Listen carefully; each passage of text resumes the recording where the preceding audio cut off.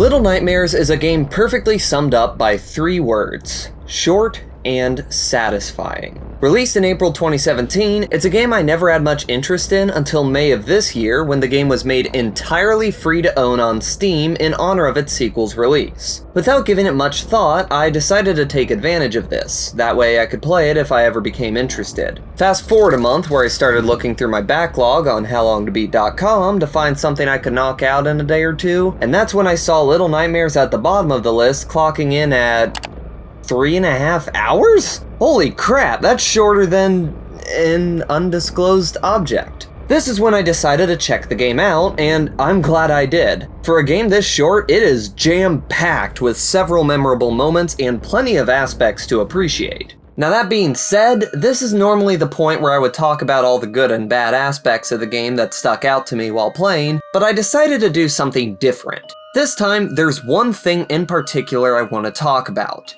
atmosphere.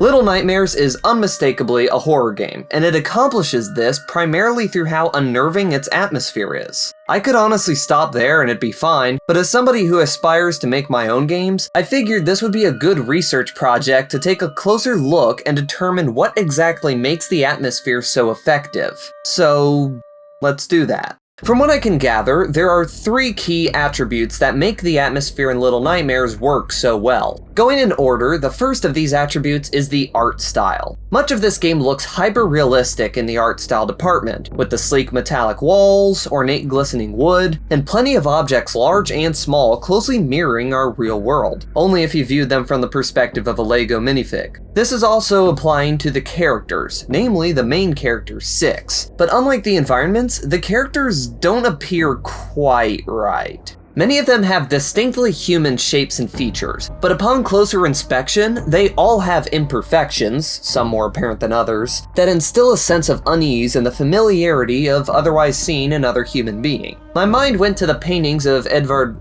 How do you pronounce his name? My mind went to the paintings of Edvard Munch, and that they each invoke a feeling for me of, yes, in a fundamental sense they appear human, but something seems off, like they're just puppets wearing some disguise to hide their inner workings. I mean, seriously, if you're telling me you've met someone who looks like this, be kind to them. They'll appreciate it. Anyway, it's this uncanny valley sense that also helps you connect with Six, and on the other side of things, makes the lady more mysterious and imposing, as she seems more human than the rest, but still walks among them.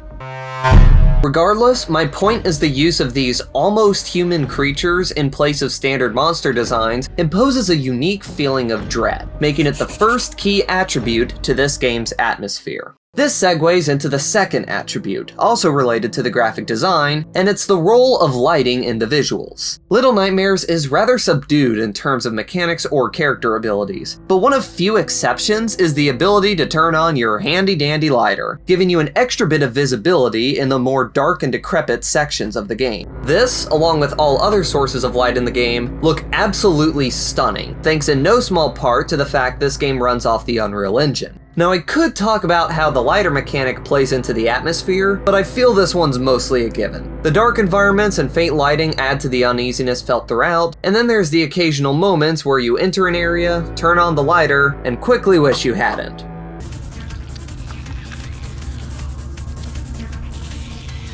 Welcome.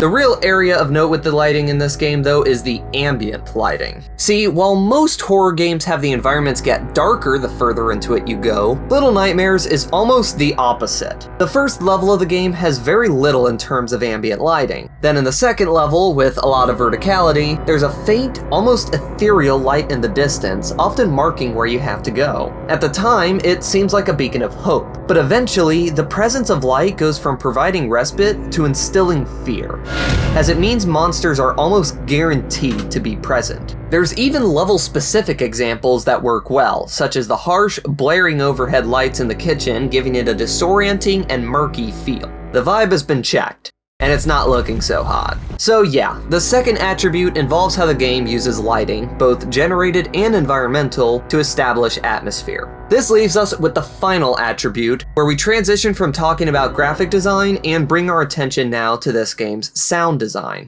In my almost professional opinion, horror games are second only to rhythm games in terms of how important effective sound design is to the quality of the overall experience, and Little Nightmares does not disappoint. What makes the sound design in this game so good is just how much clarity there is to it. Every action has sound effects that not only match the materials involved, but also vary based on force, most notably in regards to the pitter-patter of Six's feet when moving across any surface.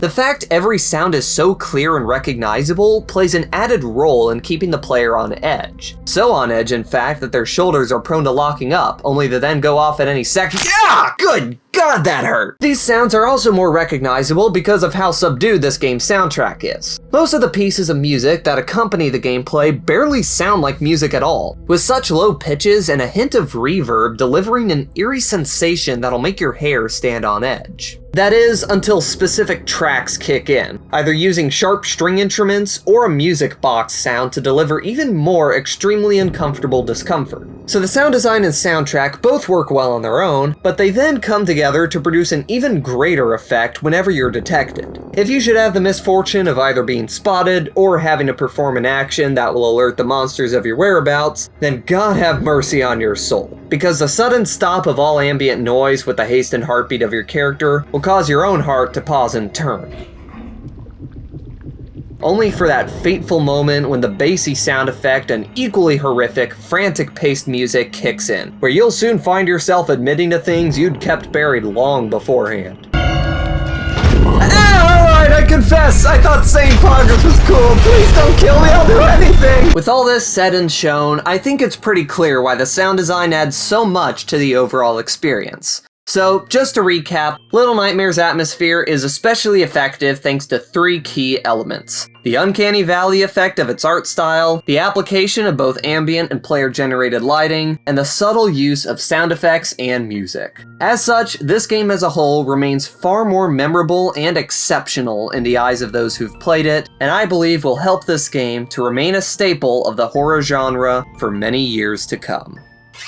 Thank you all for watching. If you enjoyed, be sure to slice that like button in half, subscribe to my channel if you are new, and share this video around. It helps my growth immensely, and I'd greatly appreciate it. Also, I just wanted to give a quick shout out to JMate, an up-and-coming YouTuber who I discovered made a video on this game as I was putting the finishing touches on the script, who it turns out covered a fair number of the same points I made here, while also discussing other aspects of the game I never talked about. It's a fantastic video, and I highly encourage checking it out, so click on the end card to do so. I guarantee you won't be disappointed. Anyways, once again, hope y'all enjoyed, and I'll see you all next time. Goodbye.